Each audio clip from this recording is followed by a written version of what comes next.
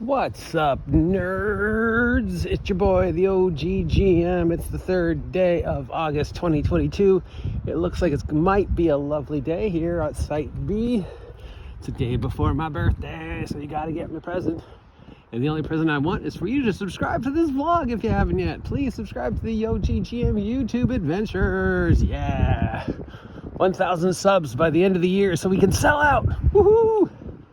All right, it's RPG a day number 3, going on for 8 years now. I've been doing this fun little yearly project, and today's question is how was I introduced to the hobby? What was the very first thing? Now, we've got to turn the Wayback Machine all the way back to the 70s, dude. Bell bottoms, disco, and afros. It was, I'm gonna say, 75 or 76. It was right before I moved from Century City to Studio City. So yeah, early 70s. So D&D only been out a couple years officially. The very first thing was the white box, of course, and that was the first thing I had. Sadly, I don't have it anymore because we know it's worth a small fortune. But yeah, that's how it began for me. Now, obviously, D&D was already becoming a thing. I had at least heard it mentioned. I don't remember at school or wherever I heard it. You know, we're going back to the 70s now, and I can't remember what I had for breakfast, so I'm old.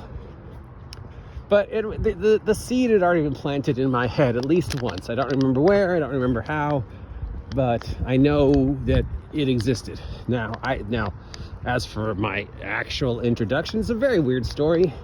I think a lot of people have heard me tell the story before, but I'll tell it again if you haven't heard me tell the story.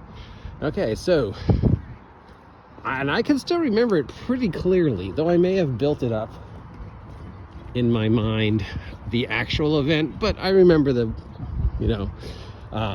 very first actual introduction to the hobby was, for me, the Glendale Galleria in Glendale, California, on the 2nd floor, right by the parking lot. There was a teeny little shop. It was basically maybe a 10 by 10, 12 by 12 room, lined with shelves with one register, and all the shelves had on it were those little pewter dragons and figures, and those little Lord of the Rings figures, pewter, metal, lead figures, some of the very early D&D figures, some war game figures. It basically is just a store that sold those little pewter dragons and then some other stuff. This bare white store, just had 3 shelves, each wall, a door to a back room, register. And I had walked in and just fell in love with these teeny little figures. I could stare at them for hours. And the first time I saw them, I wanted to go back. The people in my family wanted to keep shopping and do whatever they were doing in Glendale Galleria, but I just became obsessed with that store and those figures. So the next time we went back, I was like, can I just go in that store again? And so I did, and I spent just I don't remember how long, but just 5, 10, 20 minutes just looking at these teeny little lead pewter figures and just being lost in this little world they were presenting me. And I already loved toys, I already loved action figures, so this was just something else. And so I asked the guy, what are these for?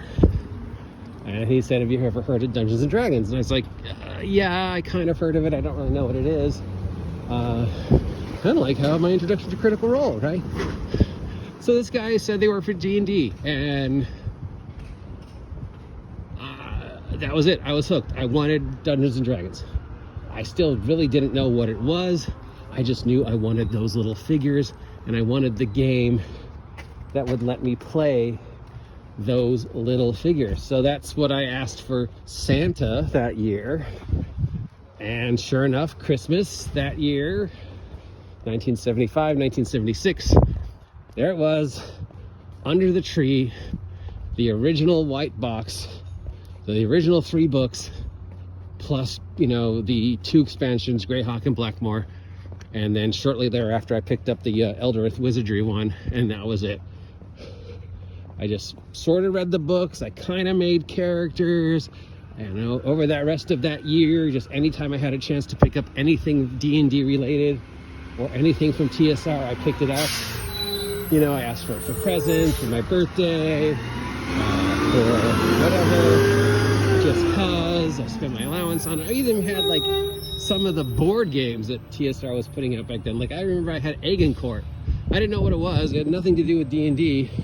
I just saw it in a catalog and I thought it was something that, you know, but of course it wasn't. It was a board game that I never got around to playing. So I had it. I didn't really know what I was doing, but then who did back then? Picked up some of the dice. They were the original dice. You know, you had to color in with a crayon, and we would color them and paint them. And I remember painting one all with liquid paper to make it all white. Yeah, it was weird times. I mean, you had to color the numbers in with a crayon back then. It was goofy. I mean, I remember getting figures and playing with the figures. I also remember melting some of the figures in a frying pan, just because watching lead melt was cool, and I was sort of self-destructive. But that's a different story. Now, I didn't actually play any role-playing games with a group for about a year or two after that. I was just sort of picking it up, collecting, reading, trying to get into the hobby. But then I actually started playing when I moved from when I moved from Century City to Studio City, and met some other people that also gamed, and we played a little D&D. I got a little better understanding of it, but then we discovered Villains and Vigilantes, and as you guys have heard multiple times, D&D kind of fell on the wayside. The entire group I was playing with pretty much was 85% Villains and Vigilantes, 15% let's play Dungeons and Dragons. So there were huge chunks of my life where I didn't play D&D at all. It was 24/7 Villains and Vigilantes. And other games, we played Traveler, we played the Fantasy Trip, we played Rune Quest. There's a couple homebrew superhero games we played. We played Champions. We played a lot of superhero games when I was a kid. A lot of superhero games. I don't know why. Just where I was, when I was, the group. People wanted to play superhero role-playing games more than they did D&D. I mean, we would drift to D&D, we would drift back D&D. I played a lot of D&D with Tom Lindgren, of course, and some other guys, but most of the time, I was playing D&D. Like there was a D&D club at my high school, strangely enough. I was one of the few high schools that had one, so we played D&D, and we also played Villains and Vigilantes. It was a lot of fun. So yeah, that's my introduction to how I got introduced to the hobby, and it was by walking in a little miniature store, seeing the little pewter dragons and the little pewter gnomes and the little hobbit pewter figures and the little army men and some, 15 millimeter medieval knight figures and maybe some of the very first D&D metal figures, and just the guy told me they were for D&D. And then I asked for D&D, and it showed up, and then I just sort of fumbled through with it for like 2-3 years until I met other people to play with. But then we played a lot more Villains and Vigilantes. So I guess my official real introduction to role-playing with a group was Villains and Vigilantes. Weird, because now nobody wants to play Villains and Vigilantes. Weird, I'd drop D&D tomorrow for a V&V game. But I guess, when you're a kid, you want to be a superhero. When you grow up, you want to be a green-haired half-orc barista. Whatever. Till next time, I'm the OGGM, and that is the story of how I got my very first introduction to role-playing. What was your introduction to role-playing? Let me know. Be part of RPG A Day. I will be back tomorrow with question number 4. If I remember. Remember, tomorrow's my birthday, and you got to get me a present. And the present I want you to give me is for you to subscribe to my vlog. Thank you very much. Till next time, get off my land.